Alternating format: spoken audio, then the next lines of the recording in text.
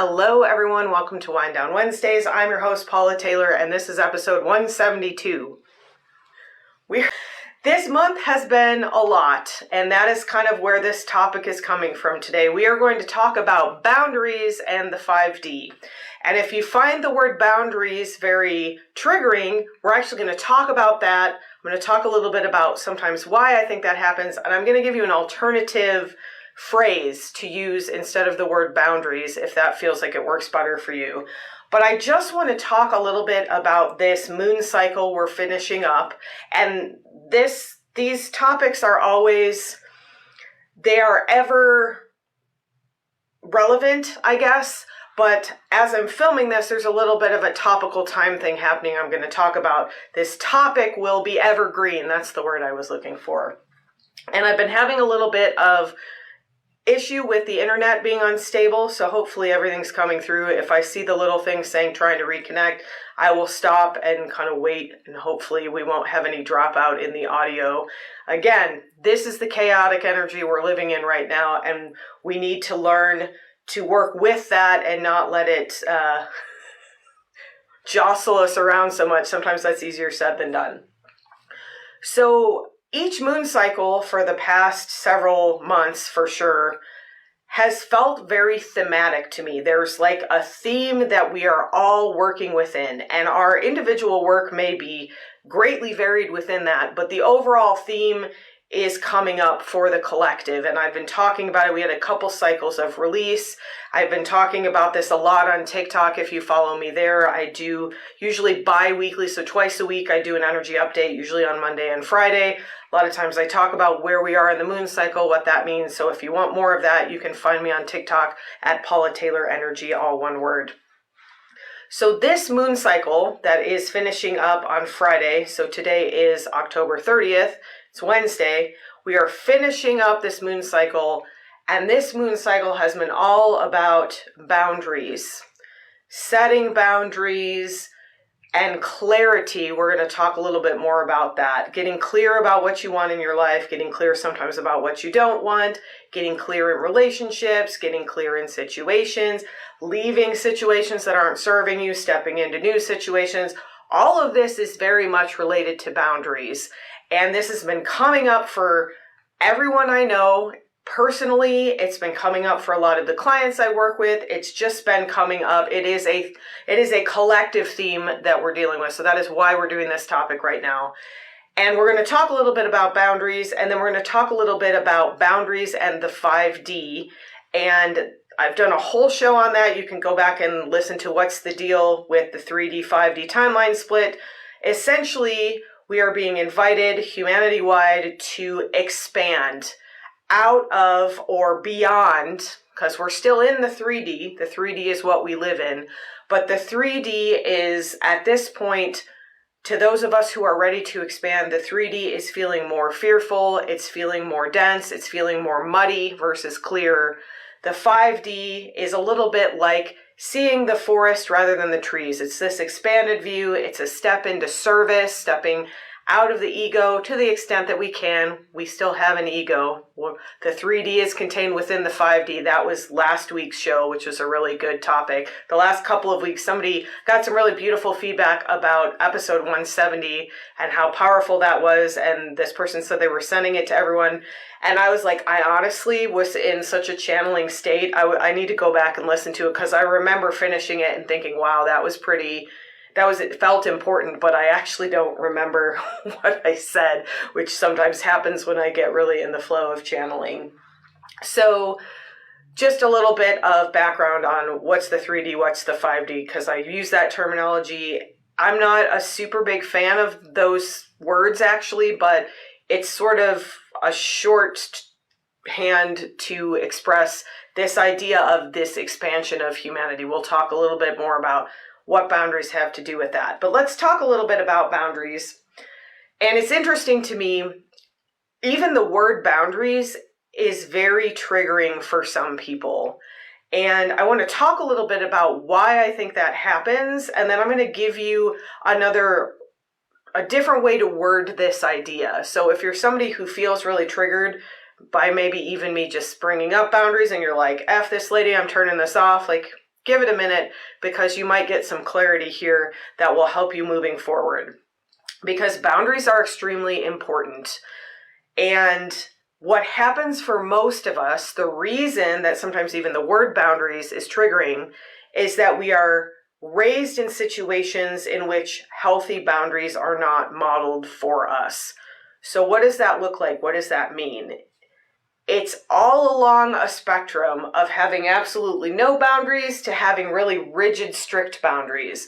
So if you grew up in an environment where you weren't allowed to have boundaries, what that looks like is things like not having any personal space, not being allowed to close your bedroom door, for example, not being allowed to have any privacy, having your privacy constantly invaded, having your space constantly invaded. I was raised during a cultural time in which it was demanded that little girls especially gave affection on demand. So if you were asked to hug a relative, let's say, and you didn't feel like hugging that relative, it did not matter how you felt, you were expected to hug that relative. That is an example of not being allowed to have a boundary, not being allowed to say no to something, not being allowed to say what you want to do with your own body. That's been going on for women, especially for a very long time in our especially recent history. So if you were raised in a space where you are not allowed to express your needs, you are not allowed to say no to things, that is what I'm talking about in this idea of not having boundaries. And there's a lot of nuance here, because sometimes as children, perhaps our parents had boundaries that we were expected not to cross, but they were allowed to cross a lot of our boundaries. Some of that has just to do with kind of the power differential of parents and children, and especially if you were raised in like the Gen X millennial kind of era that I was. There was still a lot of this sort of do what I say, not what I do, like things like that. So there's that, but then there's also this idea of sort of enmeshment where maybe nobody in the family had boundaries and everybody was all up in everybody else's business and nobody felt like they were allowed to express their opinion, let's say, things like that. So that is like one end of the spectrum. All the way on the other end of the spectrum, we have very rigid boundaries. So this would be things like not feeling like having very strict parents. Sorry, my brain went in six different directions at once. So having very strict rules in your household, for example, not being allowed to do many things, having very strict roles in your family. You do this all the time. You are the person who washes the dishes. No matter what happens, that is your role. That is kind of like a strict boundary. It is, I had a friend who could never go out when we were kids. She was never allowed to go out. That is kind of a very strict boundary, as opposed to like my parents, who just sort of like a lot of times didn't really even know where I was. And I was pretty trustworthy, so that worked out well. But like I didn't really have a curfew. Like that is sort of that like lack of boundaries. The opposite of that would be like being very controlled. So having very strict boundaries, having places in your house you weren't allowed to go to, things like that. That's like the opposite of having no boundaries, is having these really strict, rigid boundaries. And that neither of these things serve us. And then there's a spectrum all the way in between of flexibility, of fluidity. So in one case, there's no structure energetically. Let's talk about the anatomy of that just for a second. We need structure, and especially children, they do need structure. They need a schedule. They need some sort of framework, because that helps you feel safe. If you don't have any structure, you don't have any framework, and you're just all over the place, like you don't have the emotional maturity to regulate your emotions in a way that allows for that much fluidity at that young of age, especially. Now, on the other side of that, if you were in a space that was very rigid, that is like too much structure. And so what happens in that case, both of those things have ramifications for us down the road, where we have difficulty, like we maybe tend to be inflexible because we're used to having everything kind of fit in this really neat little box.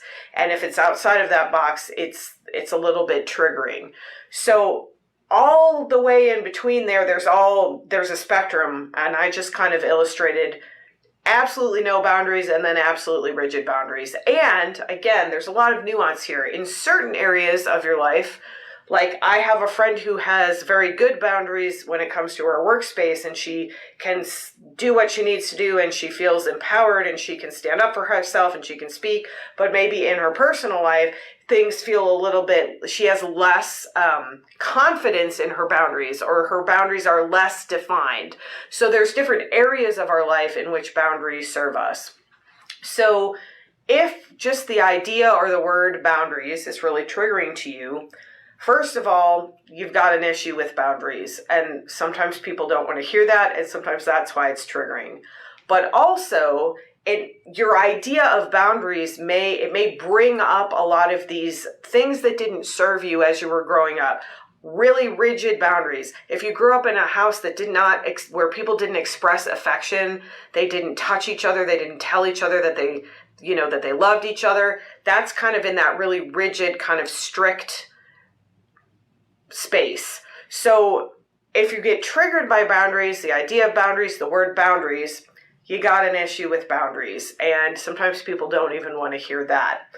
And I understand that. And I understand that if the word boundaries for you, for instance, calls up that really rigid way that you grew up, or it calls up the way you didn't feel supported growing up, that it's not serving you because you're immediately going to these situations that did not serve you. Your idea of what boundaries are is actually skewed, and that is triggering. So I'm going to give you an alternative phrase that I like to use in lieu of the term boundaries, and that is setting clear intentions. So what boundaries really are is being intentional, being clear about what do I want, what don't I want, what feels good to me, what doesn't feel good to me, and then having the courage to express that. So tied in with this is really important communication, and clarity is key in communication, because first you have to know what your boundaries are. What are my intentions? How do I set intentions for what I want or don't want in my space, in my life, in my situation, whatever it is? And then how do I express that to other people? And both of those things are really hard. So we're going to talk, I'm going to keep using that phrase, mostly setting clear intentions, because it's a little more clear to me. It's a little more exacting than just saying boundaries. And like sometimes too, when you use the word boundaries, people think about walls, they immediately go to that rigidity, or they immediately go into that space of feeling like they were never allowed to have boundaries, they weren't allowed to have personal space, and it can be very triggering. So let's talk about this from the idea of setting clear intentions, and then we'll kind of connect it into this idea of the 5D, and I'll tell you a little bit like why this came up and where it's coming from beyond just this moon cycle that we're in. So we've been asked this past month through this moon cycle to set very clear intentions, to get very clear about what is working for us, what is not working for us, what we want, what we don't want. All of those things are really setting boundaries, to figure out what our boundaries are. And the other thing is that our boundaries are not fixed, they change.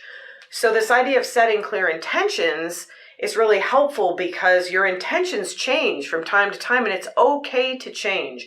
If you grow up in a space with a lot of rigidity, that idea of being okay to change may feel really foreign. It may feel really uncomfortable. Just like if you grew up in a space with no boundaries, setting a clear intention and expressing that to someone might feel really out of your comfort zone. It might feel very triggering. And so when we're working through this kind of thing, it does bring up a lot of dysregulation in the nervous system. So I am going to talk about myself because it's easier for me to kind of like use myself as an example. And if you noticed, I was having a harder time giving examples for one of those things than the other. So I grew up in a very people-pleasing situation. That's also sometimes called fawn response in the sympathetic nervous system. We've got fight, flight, freeze, or fawn. And so one of the things that's a little bit inherent in people-pleasing is that you are putting other people's comfort ahead of your own.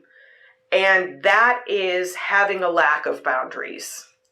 So if I'm going to stand up for my own comfort and I'm going to say, this is what I need in this situation, that is actually setting a boundary. That is setting a clear intention.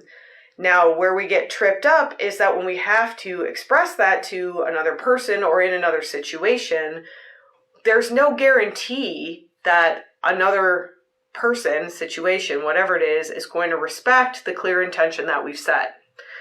So there's a few steps here. So the first thing is awareness. A lot of times we don't even know what we want or don't want because no one's ever really asked us. We weren't allowed to express that. In my family, I felt like I wasn't allowed to express anger, and I felt like my dad was angry a lot of time, and that took up all the space of anger, and it also scared me. So when I get angry, I tend to shut down. I tend to not express it. Sometimes I don't even realize that I'm angry because there's this childhood thing of that being not an emotion I felt safe to express. Add to that the cultural kind of programming of women not being allowed to express anger, and I'm using women and myself as an example. There's a lot of different examples of this. People of color talk about this a lot. There's this sort of trope of like the angry black woman and this idea that like when you stand up for yourself, people receive that as anger. All of these things, there's a lot of like energetic nuance in this that we can't cover in one show, but I'm going to do my best to kind of illustrate this and then tie it into the 5D so we can move on. So I have a hard time with confrontation. I have a hard time setting boundaries. And I have a history of setting boundaries and feeling like people just barrel right through them and don't respect the boundaries that I've placed. And I grew up in a situation where I felt like, again, like I just mentioned, I wasn't allowed to express anger. It wasn't safe to express anger. And so when I tried to do that, it didn't work out well for me. And it was like that boundary, because anger is a boundary. When you are angry about something, a lot of times it's your body telling you something's not okay. And if you're not allowed, if you're taught to suppress that emotion, how do you even know when something's okay or not? You get to this point where you don't even have awareness of what it is that you really want or need. So this last month has really been challenging us to figure out what is it that you want, what is it that you need, and to express that. And that's another whole step in the chakras. I was just thinking the chakra wall hanging is behind me, and it's like, what do I want? What do I need? That's kind of like the first couple of chakras. Do I have the power to stand up for that? That's like the third chakra. And then do I have the ability to express that? That comes out the throat. So this is like a full body thing. And then there's the third eye, the sixth and seventh chakras is like, am I open to receive information from my higher self to know what I want? Because sometimes what our ego self or 3D self wants and what our service self, 5D self, higher self wants are not necessarily in alignment. And then that can create even more confusion in us. So the first step in setting a clear intention is getting clear. What is it that I really want? What is it that I really need? And then setting the intention internally for yourself. what do I need to get out of this situation? What am I looking for? Whatever it is in this relationship, in this situation. I mean, boundaries are really about relationships. That's another reason that they're so triggering, because relationships are really triggering. If you lived isolated, there would be issues with that. But like, let's say you lived on a deserted island and you had everything you needed but companionship, you wouldn't necessarily have to worry about boundaries, but you'd also go crazy because you'd start talking to Wilson, your volleyball, because we are social creatures. So we need that social connection, but the complexity of being in relationship with others leads to these things where we need to set clear intention. And so tying this a little bit into this like 3D, 5D expansion, I'm going to start calling it that rather than a shift. An expansion is a type of shift. In the 3D, and I've been talking about this, you might be seeing a theme here over the last few weeks especially. We had a lot of top-down, hierarchical, ladder-shaped structures. I mean, we still have them. We're still in the 3D. And in those kind of structures, somebody is in charge, somebody is below them, and the person in charge is really setting most of the boundaries. So I'm going to use a workplace as an example. And I was thinking about this when I was thinking about this topic, and I was thinking about things like the military or the police, where they have, this structure is extremely rigid. These boundaries are extremely rigid. And I understand why. In the heat of a dangerous situation, they want somebody to take charge, and they want to know that the person receiving the boundary, the orders, is going to follow those orders. And there's an idea behind that of, kind of keeping people safe, or in these extremely high stress situations, having a protocol to follow. I get that. But we have actually modeled most of our organizations off of that. So if you think about like a corporate organization, you've got your C-suite employees, so like the CEO, the chief finance officer, the chief information officer, you got the people in charge. And then you've got like the middle managers below that. And then you've got maybe supervisors, and then you've got employees. And most of us live in the realm of employees. Pretty much everybody's got a boss. Even in the C-suite, if you're in a publicly traded organization, you answer to shareholders. So it's this idea of answering to somebody, and there's a power differential there. So as an employee, let's say, how do you set boundaries with the person who provides you with your paycheck? If you're in a job where they are telling you, I need you to be available on weekends, and you're not being paid for that, and you say, no, thank you, that doesn't sound very good, they can fire you. So trying to set a boundary, trying to set a clear intention in that situation may not serve you, because the structure is this top-down situation. I used to have a boss who very joyfully would tell us, if you don't like it, there's the door. And because in that relationship, this person held all the power, or the perception was they held all the power, they were counting on the fact that you needed that job more than you needed the freedom to walk out that door. And that is kind of how our whole society is built. That is a 3D model. In a 5D model, we've been talking about this for the last few weeks, things are more circular. It's this idea of like a round table. Everyone has a seat at the table. And again, somebody may be holding the space of the table. Somebody may be holding that space, but there is freedom for people to express their clarity, for people who can be aware and be intentional. And that is the huge difference there as well. In the 5D space, which we are attempting to expand into and build, so we don't know exactly what it looks like. I think there are some places probably doing it fairly well. Everyone has a seat at the table, and we do things with intention. And we communicate. And for a lot of us, that's really, really hard. So over this past month, which you may have noticed, is people setting clear intentions with you in a way that they haven't in the past. And that can be difficult to receive. No matter how intentional or thoughtful or kind you try to be, when you set a clear intention with someone, especially if it's different or it's clearer than what it had been in the past, because a lot of us are sort of just muddying around without any real idea of what we're doing. When somebody sets a clear intention, it can be difficult to receive that, even if they're setting the intention with love, even if they're setting the intention for the highest good. It can be difficult to receive that. So what we're attempting to figure out in this 5D space is this idea of how do we allow space for this intentionality, for this clarity, for this communication. And it's not difficult. It is difficult. I said it's not difficult. It's not easy is what I meant to say. It's not easy / it is difficult. It's a new way of being. Most of us have never seen this type of behavior modeled.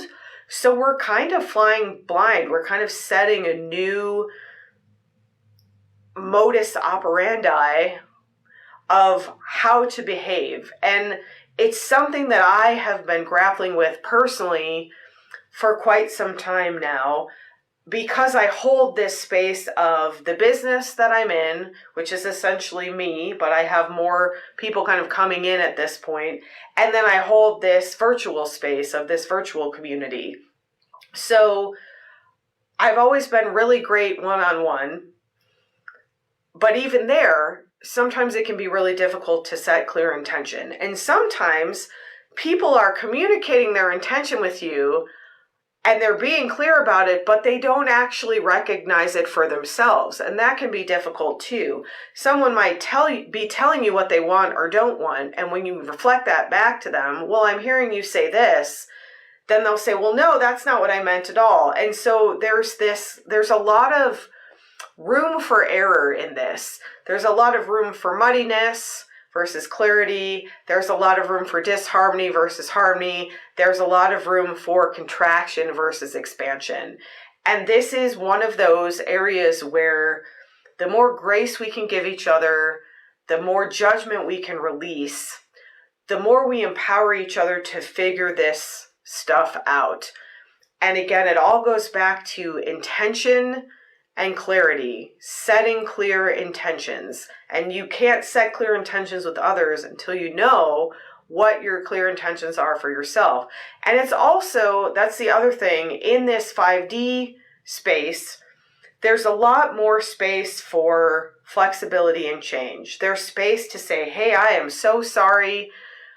I have changed my mind about this, or this is something that I thought I would be okay with, and now I'm not sure. And there's this idea of consent-based relationships, checking in with other people. Is this okay with you? And there's a lot of resistance to this in the collective. And there's, terms like, I don't know how many people use the term woke anymore, but like this idea of woke culture, or like snowflake, being ultra sensitive, and that somehow being an insult. I would much rather check in with somebody and have them tell me what they want than try to assume. I would much rather over communicate with somebody and have them say, I don't think we need to check in this much, than try to guess what it is that they want from me or what it is that I'm trying to tell them. So this is all, there's this sense of openness and space to negotiate, space to communicate, and space to be flexible. And again, most of us at this point weren't raised with that, and it feels uncomfortable. It's uncomfortable to sometimes recognize what your own intention is, even within your own system. It's uncomfortable to express that. It's uncomfortable to wait and see how it's going to be received. And sometimes, no matter how clear and like loving we are with the way we express ourselves, somebody gets triggered, we get triggered, that happens. And so then there's space to allow for that and to not allow ourselves to be mistreated in any way, but to allow grace for someone to get upset when you set that intention. And again, this week, it's funny because at first I was like, oh, should I do a mini episode on this or a full episode? And like now that I'm talking, I'm like, I could keep talking for hours and hours and hours. So the last thing I want to say about this, and this is where this whole topic, I finally am getting to where this whole topic kind of came from, is that, and even in my mind, this is something that has been kind of rattling around in my brain for a while, that's been coalescing in my own mind, is this idea of if we are moving into more unconditional love, out of fear and into love, out of 3D into 5D, whatever words you want to use for that, how do boundaries fit in to that? Because the word unconditional means allowing for everything, right? Unconditional love, allowing for everything. And so does that mean that we allow for everything in a space? Does that mean that we allow for any kind of behavior in a space? Does that mean that we allow people to treat us in any way they choose? Like, how do these things fit together? And that is where this setting clear intentions thing is even more important. Because sometimes love means saying no to something. Sometimes love means stepping out of a space. When I left my medical job, I absolutely did that with love. But I also set the clear intention that that space was not serving my highest good anymore. Just because something doesn't serve my highest good doesn't mean it's not serving the highest good of others, or it's not serving the highest good of a space. So I think there is a temptation to kind of step into that space of not having any boundaries when we're talking about unconditional love, because it's like, oh, if it's unconditional, then it allows for everything. It allows for all. And that is not energetically true. That is not what the 5D is. I would argue that boundaries, that setting clear intentions, is even more important in the 5D, because we are making more space, but within that space, there's always going to be, it's like having rooms in a house. I don't go to the bathroom in my living room because that would be gross. I do it in the bathroom. There's a clear intention set that the bathroom is where we deposit our waste in our homes. And that is a little bit how this like 5D thing is coming into me. The more clear we are, the more clear we can be with others. And sometimes setting a boundary, saying no to somebody, is the kindest, most loving thing we can do. And I think for a lot of us, especially if you're resonating with that kind of people-pleasing, fawn response, if you're coming from this cultural programming of acquiescing, of not being allowed to state your intention, not being allowed to say no to things, for example, there is this idea of service as overgiving. And that is not true service. If you are giving from an empty cup, if you are giving out of obligation, if you are martyring yourself and not taking care of yourself first, that is not actually unconditional loving, because you're not unconditionally loving yourself. So we can't unconditionally love other people until we unconditionally love ourselves. And part of unconditional loving is having clear intention. I'm having one of those moments where I'm like, am I making any sense at all? And then usually I go back and listen to it. I'm like, okay, this makes sense, because I feel like, again, there's so much to be said about this topic. We may come back to this. But what I wanted to be really clear about, my clear intention that I set in discussing this topic at all, is this idea that being in an unconditional space does not mean that we say yes to everything. It does not mean that we allow any type of behavior in that space. It does not mean that everyone is welcome all of the time. There's a lot coming up right now, and underneath this are like these topics of safety and what does safety mean, and what's safe for one person doesn't feel safe for another person. That's a good example of this. So let's say if we're talking about a community, we're talking about a space, we're talking about a house with different rooms. Again, there's different places and different times for different things. And the clearer we are about that, the more loving that actually is, so that other people can then make a decision about where their boundary is.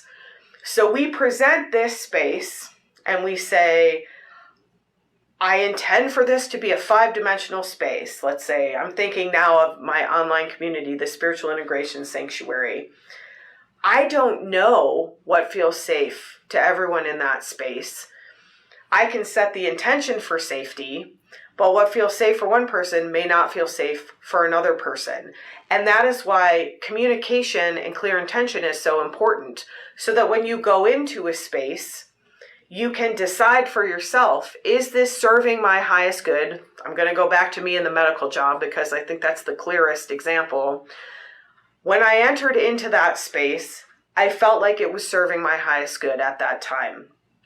I needed a job. I needed a steady income. I had been furloughed and then laid off during the pandemic. I knew I wanted to move into this business that I'm doing now, but I also knew that it wasn't just going to be like an overnight thing where I was immediately paying my bills. I knew it was going to be a process of building.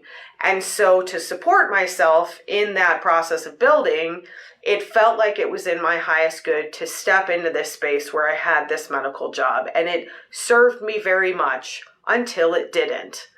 And I knew there was going to be a point in time at which I was expanding my business. And this is a perfect example of this, actually. Now that I'm thinking about this, I'm like, I didn't have a good, concrete example because I feel like I have been talking in the abstract a lot in this episode. So that space absolutely served me.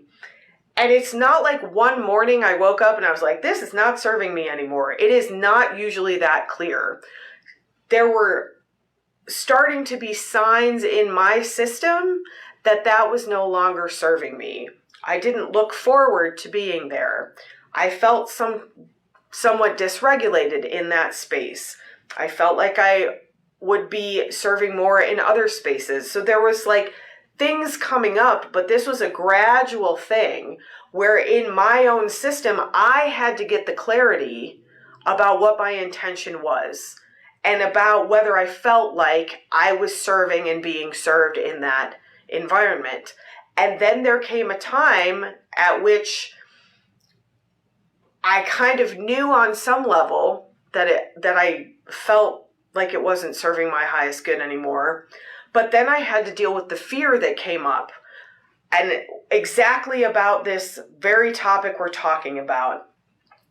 If I set my clear intention in this space and I say, I'm going to be leaving in 2 weeks, which is what we've decided culturally is an acceptable thing. If I give my 2 weeks notice, that is setting my clear intention. That is setting a boundary. That is removing myself from a situation that I felt was no longer serving my personal highest good. And I had a lot of fear around that. And I didn't want to disappoint my coworker who I have known for over 10 years now, who I knew really wanted me to stay. I didn't want to disappoint the overall organization and the program itself, because I had been helping to build this program that was still fairly new when I started, and supporting my coworker who had built it from the ground up. So there was that aspect of it. I didn't want to disappoint someone. There's the people-pleasing aspect. There was this flexibility aspect, absolutely, of here is this place in my week, at least once a week, sometimes twice a week, where I have a very structured, essentially fairly rigid boundary in place. From 7 to 4 or from 8 to 5, I am going to be in this space doing this thing, even if it was a virtual space. That's a pretty rigid structure. So there was fear around the structure there. If I let go of this structure, first of all, there's the scarcity and the money stuff, but there's also how do I negotiate with less structure in my schedule? Because some structure is a good thing. We just talked about that, right? Too much structure is not. And that is a very individual decision, and it's a decision that changes over time. So that structure that served me at first, later on, it felt, the way I used to say, it felt like I was running into a wall. It felt like I was getting into this like flow in my business, and then I was hitting a wall in my week to have this really rigid structure in place. And then I felt like that was depleting, and I had to kind of start getting my momentum back up again. But on the other side of that, not having that structure in place, I have had some struggle with kind of having to be flexible and like, where am I at on what days? And, even though I'm available from 9 to 7 on Tuesdays, I may only have 3 people, or somebody booked at 9 and then somebody booked at 3. And like, what do I do in between that time? So all of this is an internal journey to figure out your own clarity before you can set the intention and then express that. And so finally, I got more and more and more clarity to the point where I felt like I couldn't ignore it anymore. Felt like I was doing myself a disservice. And then I had to express this clear intention, which was that I am going to step out of this space because I feel like it's not serving me. And even that, it's such an uncomfortable act.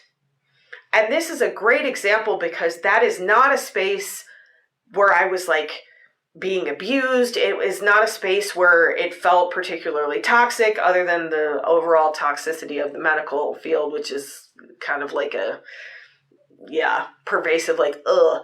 But like that space itself, like I felt supported, like, so sometimes it's even harder to set boundaries, when something is very clearly, if someone comes up and they say, I want to slap you in the face, I'm going to be like, no thanks, that sounds terrible. Like, it's very clear to me that's not something I want to do. I still have to have the courage to say no and set the boundary. But like, when things are less clear, when it's not a black and white situation, which is exactly what 5D is, less this or that, less black and white, less either or, and more like all of the things, it's even more important to get that clarity so that we can understand what it is that's serving us, what it is that isn't, what it is that we want, what it is that we need, and then gather up the courage to state that. And sometimes when we do that, it does mean leaving a space. It does mean leaving a relationship. Luckily, a lot of times it doesn't. A lot of times things just change. I still communicate with my coworker who I've known for over 10 years. We went out to dinner as friends. Like we were friends and coworkers, and now we're friends. And there's a little bit of like negotiation in that too. Like we had this other kind of structure in place, these other boundaries, these other intentions. What are our intentions now? And we kind of talked about that. How often would we like to meet? And like how, what do we want to be in communication about? So hopefully that made sense. I feel like it was a little bit meandering. This whole like month and week and day has been a little bit meandering. This is something to think about, and this is something to understand that, again, unconditional doesn't mean that everything is permitted. It doesn't mean having no boundaries. It doesn't mean having no intentions. In fact, it means being very clear. The more clear we are, the more loving we can set our intention to be. If I don't know what it is I want or need, how can I access love? Because I don't really know. If I set the intention for love, and then I figure out, like for me, leaving that space felt like it was going to allow for more love, for more service, for more time for me to do what I feel like I'm called here to do. That doesn't mean that I put a condition on my love. It means that I got clearer about what unconditional love is for me and where I needed to go in my personal journey to access that. Okay, I'm going to leave it there. I feel a little bit like I'm talking in circles and a little bit like, again, I could go on forever. So if you are enjoying the show, There is a way to access more content through bonus episodes. There is a way to access the guided meditation activations that go with each of these full-length episodes, so that rather than just hearing about this in the mental space, you can start to really get in and experience it through your body, through the emotional and energetic spaces of receiving these energetic guided activation meditations. And the way to do that is to join the Spiritual Integration Sanctuary, my online community. There is a link in the podcast notes. Go to my website. There's a lot of great material. There's a lot of great added bonuses beyond the podcast that are included, and the opportunity to interact with like-hearted individuals in this clear intention of building a 5D community, figuring out what does that look like. How do we work together? How do we set clear intentions with each other? How do we set loving intentions with each other? All of that amazing stuff is available for you there, and we would love to have you join us. Thank you so much for joining me today. It's not easy to find the clarity within ourselves and then to set that intention with clarity and express it, to send it out into the world. It can feel very vulnerable. But as we move forward together into this expansion into 5D, we can empower each other to do this with grace, with non-judgment, and with love. Have a beautiful rest of your day or evening, and I will see you on the next episode of Wind Down Wednesdays.